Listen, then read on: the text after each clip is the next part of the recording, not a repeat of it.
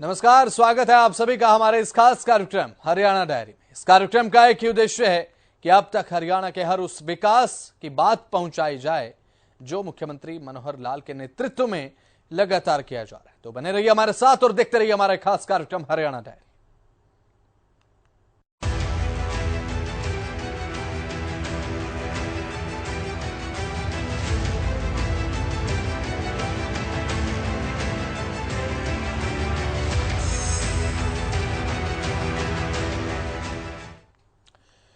मोदी मनोहर की गारंटी वाली गाड़ी प्रदेश के कोने कोने तक पहुंच रही है। लाखों लोग विकसित भारत संकल्प यात्रा में हिस्सा ले चुके हैं और यात्रा के माध्यम से योजनाओं का लाभ भी उठा चुके हैं और उठा रहे हैं। वहीं आपको बता दें कि नागरिकों में जोश भरने के लिए मुख्यमंत्री मनोहर लाल कल विशेष चर्चा करेंगे और कार्यक्रम के दौरान यात्रा के लाभार्थियों से भी संवाद करेंगे। एक रिपोर्ट देखिए।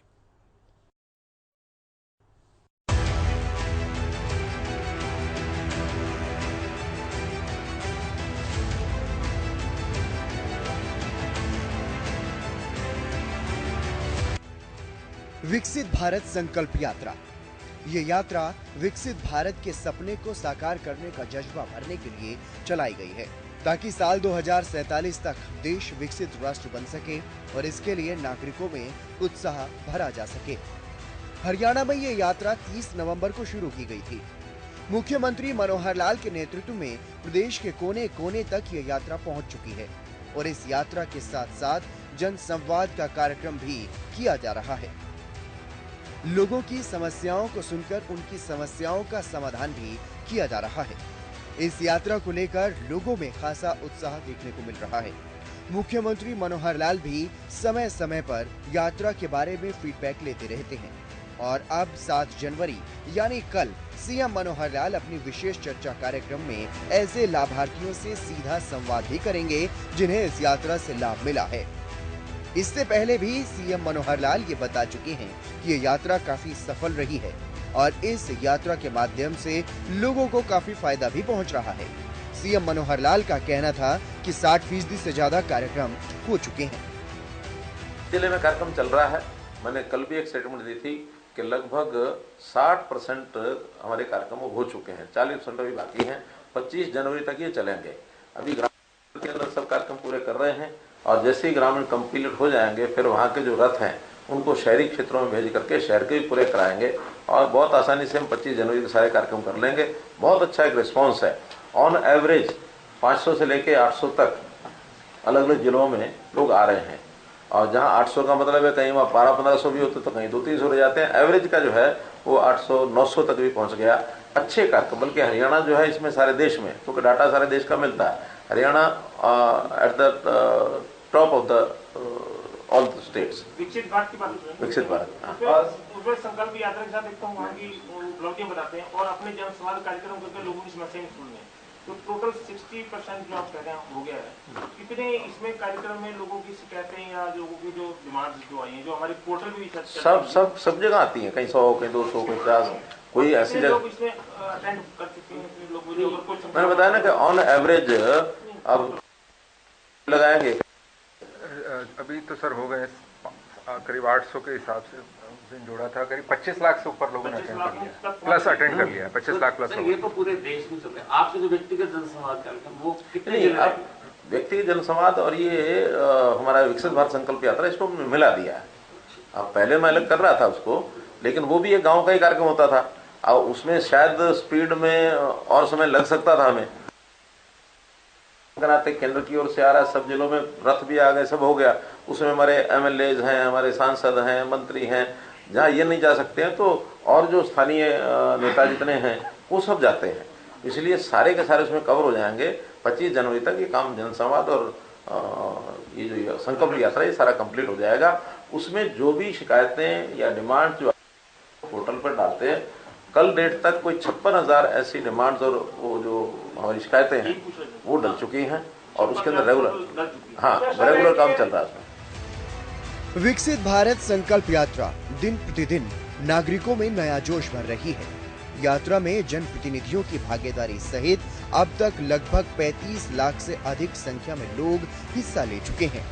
इस यात्रा के दौरान लोगों के स्वास्थ्य की जांच से लेकर सरकारी योजनाओं व सेवाओं का मौके पर ही लाभ दिया जा रहा है। लोगों में भी खासा उत्साह देखने को मिल रहा है। बड़ी संख्या में लोग इस यात्रा का स्वागत कर रहे हैं और पात्र लोग कार्यक्रम में पहुंचकर सरकारी योजनाओं का लाभ उठा रहे हैं।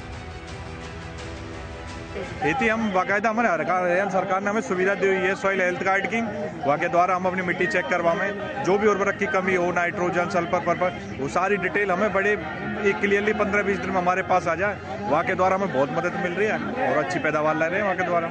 मैं तो कहूँ भाई, हर किसान हर बार करानी चाहिए, या तो मदद ही मिले, पैदा भी अच्छी हो और खेत में जो कमी हो सारी क्लियर रह जाए। लाभ लिया जी मैंने जी शोध नाम धनपत नाम मेरा जी, और वृद्ध और ना कि बुढ़ापा पेंशन घर बैठे मनी है जी, किसी का कोई वो नहीं लगा। कोरोना बुलाया था मना, घर बैठे पेंशन बना जी, 2750 रुपये मिलते जी, कोई काम आ जाएंगे जी। ठीक है जी, क्या लाभ रहेगा इस योजना का जी? इसमें जी लाभ सारा लाभ है जी, बुढ़ा आदमी बुढ़ापन काम आएंगे, घर में भी काम आ जाएंगे जी। गुलाबी कार्ड ही बनवा दिया जिनने, और घर बैठे एक कार्ड भी मिल गया, सर्टिफिकेट भी मिल गया घर बैठे। मोदी जी बहुत बहुत धन्यवाद है जिसका। धन्यवाद। ये विकसित संकल्प भारत यात्रा पहुंची है, क्या कुछ फायदा मिल रहा है कैंप का?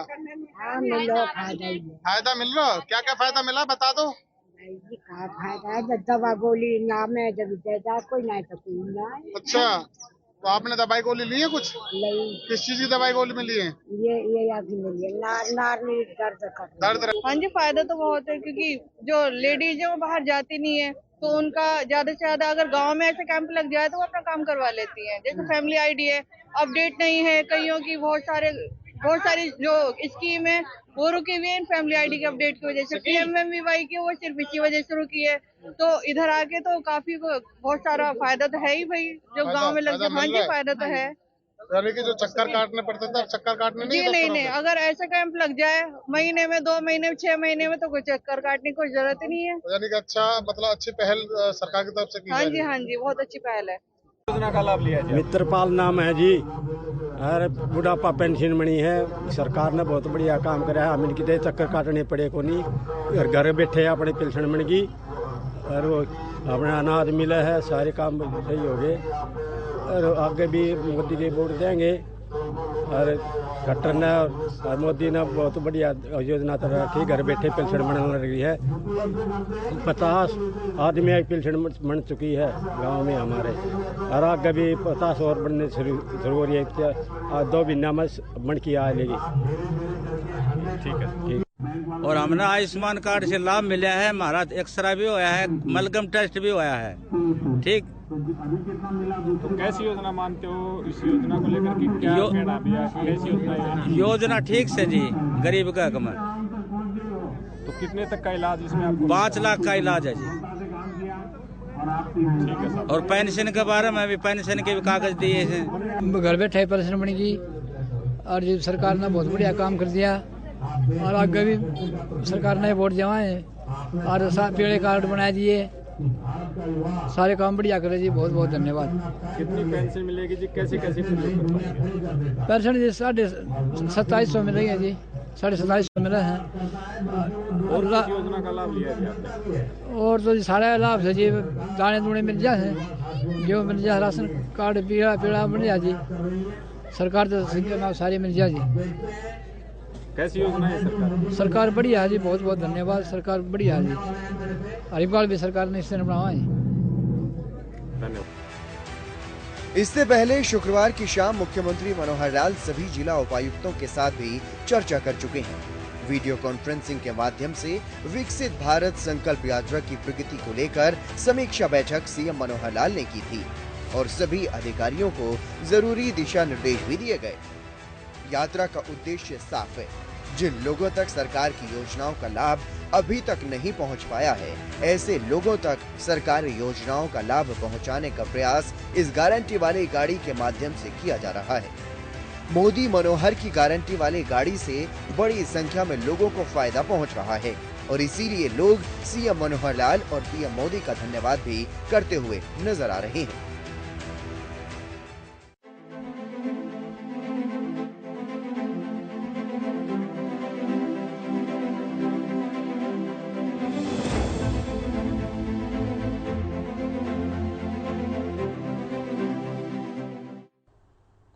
तो मुख्यमंत्री मनोहर लाल न सिर्फ योजनाएं बनाते हैं बल्कि योजनाओं के लाभार्थियों से फीडबैक भी लेते हैं कि उन्हें लाभ मिल रहा है या नहीं, और योजनाओं के क्रियान्वयन में आ रही जो कमियां हैं उनमें तुरंत सुधार भी कराते हैं। मुख्यमंत्री की विशेष चर्चा का सिलसिला लगातार जारी है। साल 2023 के अंत तक आपको बता दें कि ऐसे 50 कार्यक्रम मुख्यमंत्री मनोहर लाल पूरे कर चुके हैं। ये रिपोर्ट आप देखिए।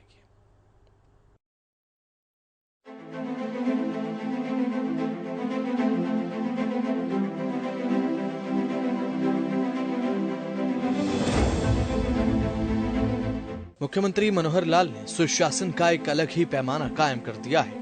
मुख्यमंत्री मनोहर लाल चंडीगढ़ से योजनाएं बनाते जरूर हैं, लेकिन उनका लाभ प्रदेश के पात्र लोगों तक पहुंच रहा है या नहीं, इस बात का भी ध्यान रखते हैं। हर हफ्ते मुख्यमंत्री मनोहर लाल विशेष चर्चा करते हैं और योजनाओं को लेकर सीधा लाभार्थियों से ही फीडबैक भी लेते हैं। राज्य सरकार की तरफ से प्रदेश के लोगों के लिए किए जा रहे कल्याण के कार्यों की फीडबैक लेने के लिए सीएम विशेष चर्चा करते हैं, जिसके अब 50 एपिसोड पूरे हो चुके हैं। इसके बाद खुद सीएम मनोहर लाल ने बताया कि ये कार्यक्रम उनके लिए बहुत उपयोगी रहा है। कार्यक्रम के माध्यम से एक साल में 50 समूहों के लगभग 6,30,000 लोगों से बातचीत की। विभिन्न योजनाओं के लगभग 750 लाभार्थियों से मोबाइल पर सीधी बात हुई। जो सुझाव या शिकायतें मिली उन पर भी काम किया गया है।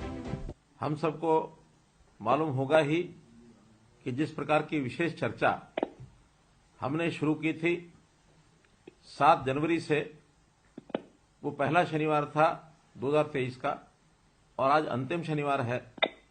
आज ये 50वां संस्करण है विशेष चर्चा का। इन 50 सप्ताह में मैं हर बार किसी न किसी एक वर्ग से बात करता रहा हूं और उस वर्ग के बेनिफिशरीज का हालचाल पूछना, उस योजना का लाभ किनको कैसे मिला, कितने लोगों को मिला, कोई कठिनाई अथवा सुझाव, ये सब मुझको मिलते रहे। हेतु बिल्कुल साफ था कि हम अपने सिस्टम को जो चल रहा है, भले ही अपनी ओर से हमने वो अच्छे से अच्छे सिस्टम बनाए, लेकिन फिर भी सिस्टम में सुधार के नाते से जनता के सरोकार और जनता की आकांक्षा, जनता के सुझाव ये लेना अनिवार्य होता है। इसलिए लगातार आप लोगों से उन योजनाओं को लागू करने में आने वाली कोई कठिनाई अथवा अधिकारी स्तर पर किसी प्रकार की ढील, ये सब जानकारियां मिलती रही और मैंने कोशिश करके वो सब काम आपके बताए हुए सुझाव के आधार पर करने शुरू किए। मुझे बताते हुए बड़ी खुशी हो रही है कि उस अनुसार बहुत सी सफलता हमको मिली। कई नई योजनाएं हमने शुरू की और कई लोगों को सीधे सीधे लाभ भी मिले। इस योजना में हम सब लाभार्थियों को तो जोड़ते ही थे, साथ में संबंधित विभाग के अधिकारीगण और सभी हमारे डीसी महोदय, वो भी सब इसमें जुड़ते थे।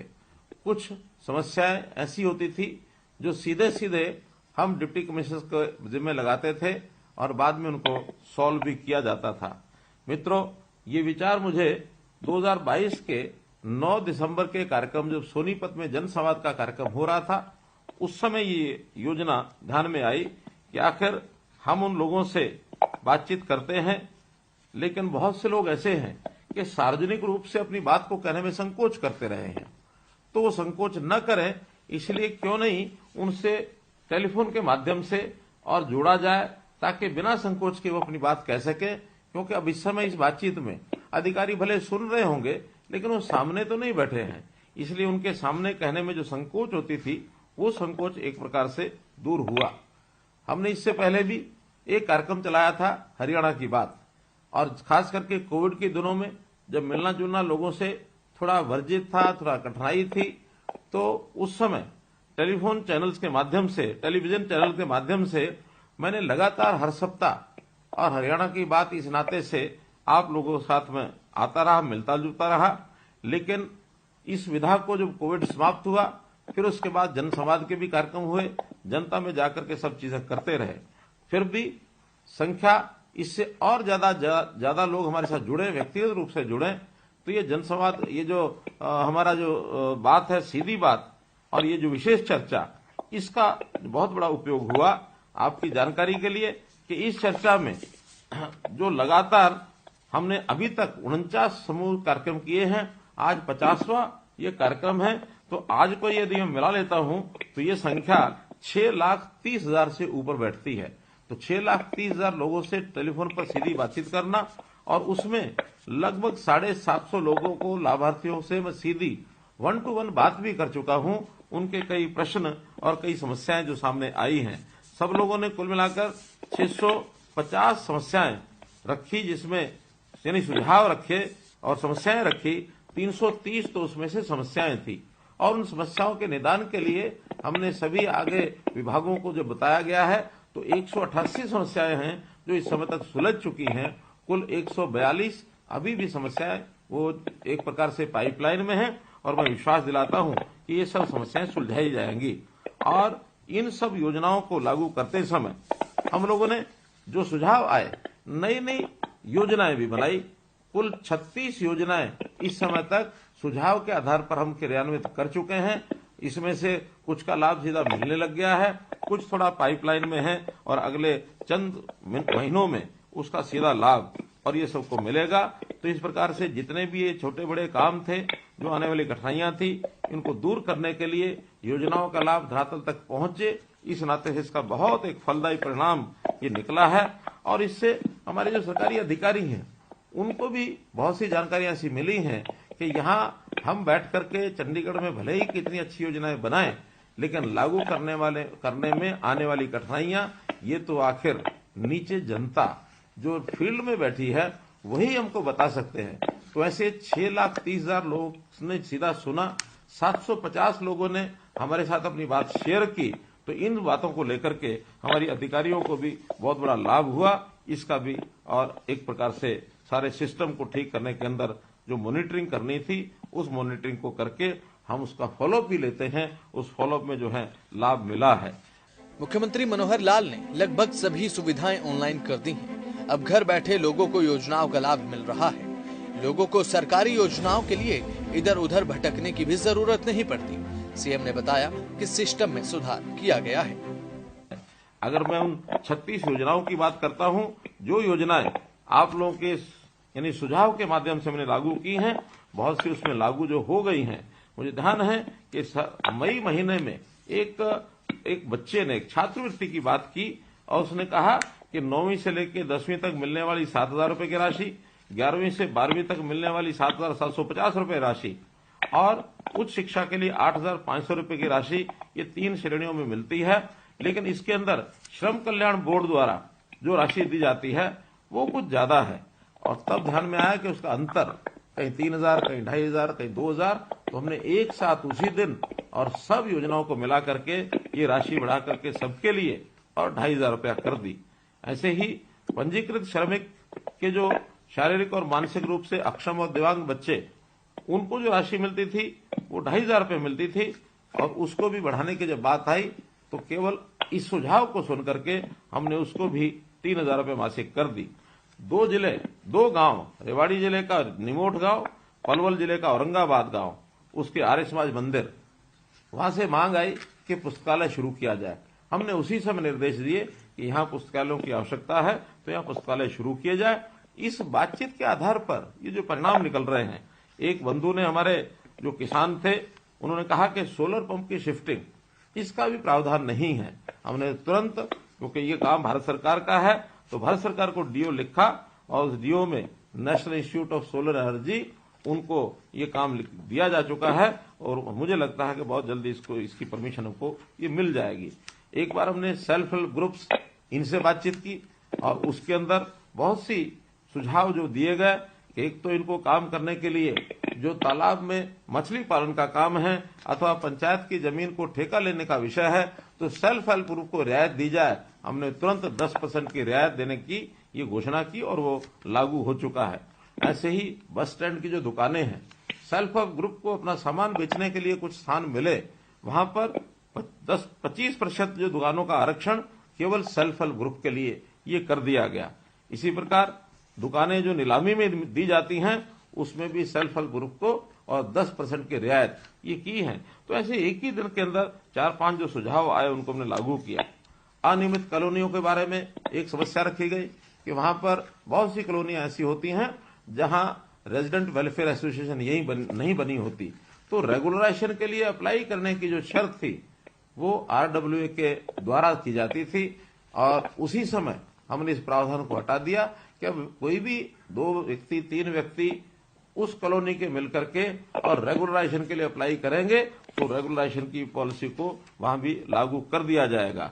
ऐसे ही हरियाणा शहरी विकास प्राधिकरण जो जमीन खरीद करके और यानी एक प्रकार से जो सेक्टर बनाते हैं उसमें जो उनके मकान बनते हैं तो उसका प्रॉपर्टी आईडी, चूंकि पहले जमीन होती है 1 एकड़ के हिसाब से लिखा जाता था, मकान बनने का प्रॉपर्टी आईडी बनना आसान नहीं था। हमने तय किया कि जब तक वो खाली जमीन है तब तक तो एकड़ के हिसाब से प्रॉपर्टी आईडी बने, लेकिन जैसे ही फ्लैट बनकर के तैयार हो जाए तो पहले उस फ्लैट की प्रॉपर्टी आईडी वो स्वयं बनाएंगे, उसके बाद उसको अलॉट करेंगे, और ये काम लागू हो चुका है। कोई डेवलपर यदि मकान बनाकर बेचेगा तो पहले वो जितने मकान बने हैं उन मकानों की वो आईडी बनवाएगा, और प्रॉपर्टी आईडी बनने के बाद ही उसको हम लागू करेंगे। एक विषय था कि प्रगतिशील किसानों से जो बातचीत हुई, उन्होंने कहा कि वियतनाम में ट्रेनिंग पर बहुत से किसान जाना चाहते हैं। तुरंत हमने विभाग को निर्देश दिए कि उनको कोई ना कोई सब्सिडी दी जाए, और प्रगतिशील किसानों के लिए और प्रगति यानी किसान कल्याण विभाग इसकी योजना बना रहा है। बहुत जल्दी इसको भी इसकी घोषणा कर दी जाएगी।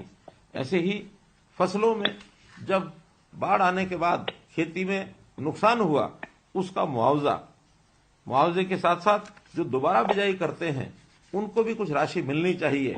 जब ये बाढ़ आई थी तो उस समय एक बहुत बड़े क्षेत्र के अंदर लगभग 50,000 एकड़ जमीन ऐसी थी जहां लोगों ने दोबारा बिजाई की। उस सुझाव के आधार पर ही दोबारा बिजाई का भी हमने 7,000 रुपया एकड़ तुरंत उसकी योजना बना करके, और ये राशि जो है 34 करोड़ रुपया मुआवजे की राशि दी जा चुकी है। तो मित्रों, योजनाएं बहुत हमको जो मिलते रहे सुझाव उसको हम करते रहे हैं। एक बार डिपो धारकों से मैंने बात की, डिपो धारकों ने कहा हमारी कमीशन कम है।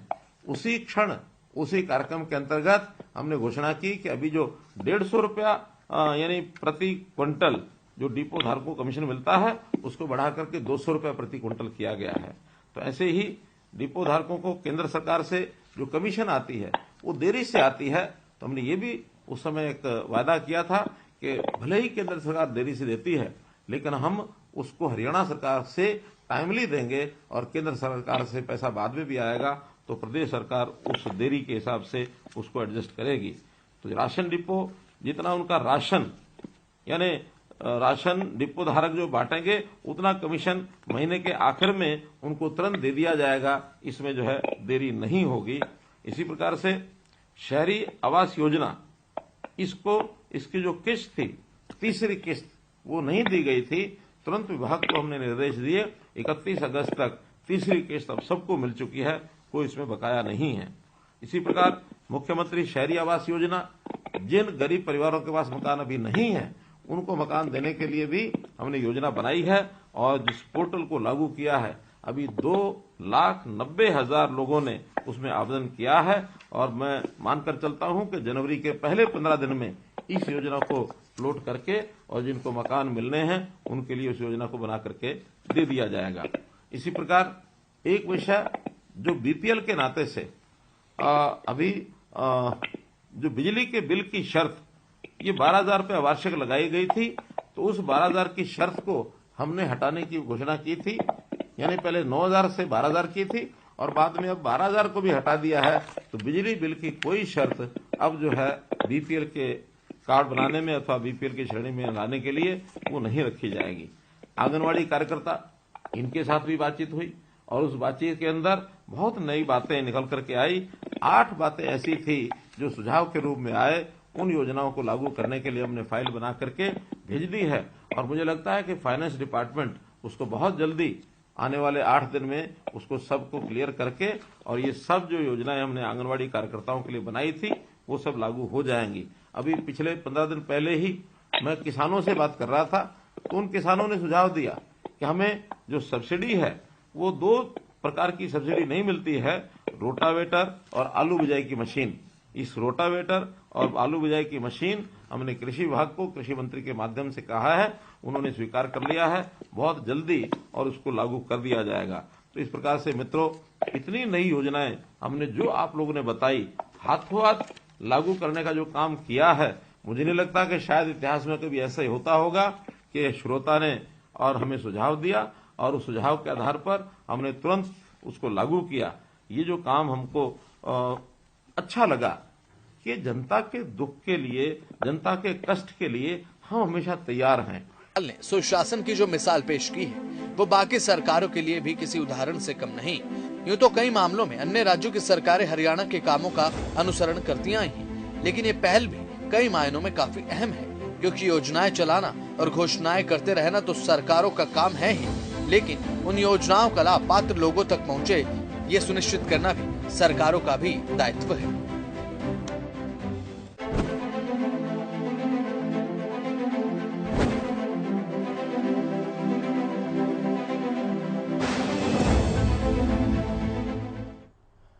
तो हमारे इस खास कार्यक्रम हरियाणा डायरी में फिलहाल आज के लिए इतना ही। आप देखते रहे हरियाणा न्यूज। नमस्कार।